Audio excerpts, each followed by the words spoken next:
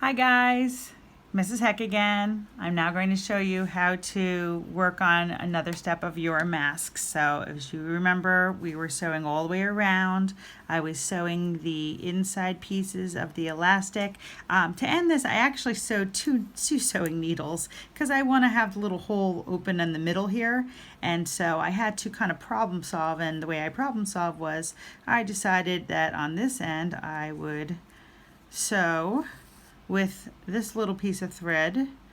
I was able to sew securely the elastic on here, and now I'm going to just sew across till I leave a couple inch hole over here. So in order to do that, I'm just going to leave this dangling for now. I can always finish them up later. So I'm going to take my other needle and I'm going to do the same thing. I'm going to sew some more of this running stitch across. So my pieces of elastic are on the inside already, so I'm going to just do a couple more running stitches. Remember, if you pull on the running stitch, the material will get all wavy and you'll have to pull it flat again in order to make sure that it doesn't stay that way.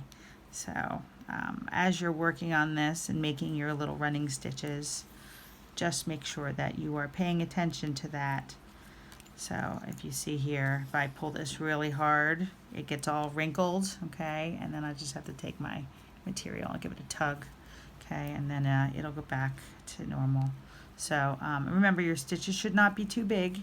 They should be nice and small, okay? So that your mask will stay together and last for a long, long, long time. So I have myself a little hole here. So I'm just going to leave these guys dangling here because I will secure them later on. So all four sides are sewn except for this little tiny hole, and my elastics are sewn in and they're on the inside of my mask. So now's the tricky part, because now you want to reverse your mask. So you're going to have to just kind of play with it. And this is kind of like if your sock was inside out, you wouldn't wear it that way. You would make it right side in. So that's basically what we're doing. We're making our mask right side in. So there we go. And there is my mask so far. Okay, with my two pieces of elastics on the ends. Okay.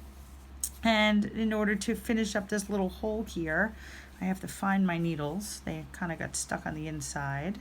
Okay, and here's my other one. Remember, I had two with this one. You may only have one, but I had two. I guess you could say I'm double sewing here. Alrighty. And I'm just going to kind of tuck these in a little bit because I want the edge to be pretty neat. And using one of my threads. Well, this one I'm going to just finish up, and I'm going to take it and I'm going to go do that little trick I showed you before, which is go under your nearby stitches 3 times, 1, and go through the little loop because it'll give it a little tension. 2, there we go, and through the loop again, a little tension, and 3, and through the loop again, a little tension. So that one is gone. I'll cut that nice and close. There we go. My scissors. There we are. I'll put that aside. Put my needle back in my pin cushion so I don't find it later painfully. And now I'm going to sew up this. Now, if you were going to put like a coffee filter or something in, you can leave this open and just put a little Velcro there so you can open and close it to take extra protection out of it, like filters or anything else. But I'm not going to put a filter. This is just kind of a fun mask, so I'm going to just sew this like normal. So here we go. And I'm going to just nice tight running stitch all the way across till that hole is then gone.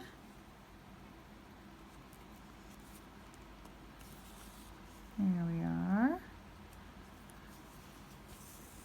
A couple more inches and I will be there. Now,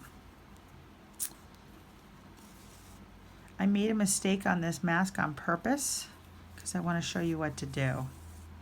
I actually used two different sizes of elastic. So one side is long and one side is short. And this is great if you need to measure it against somebody's head to make sure it's going to fit. But if you're upset that you have that happening, I'm going to show you how to fix that real quick without taking this whole mask apart. So super easy. Okay, so I'm near the end here. It's still nice and neat. You can always pick thread that matches your mask, whatever color you chose. I'm going to go under it. 1, through the loop. 2, through the loop. And 3. And through the loop one more time. And maybe 4 for good luck. And it's okay if you catch a piece of the material.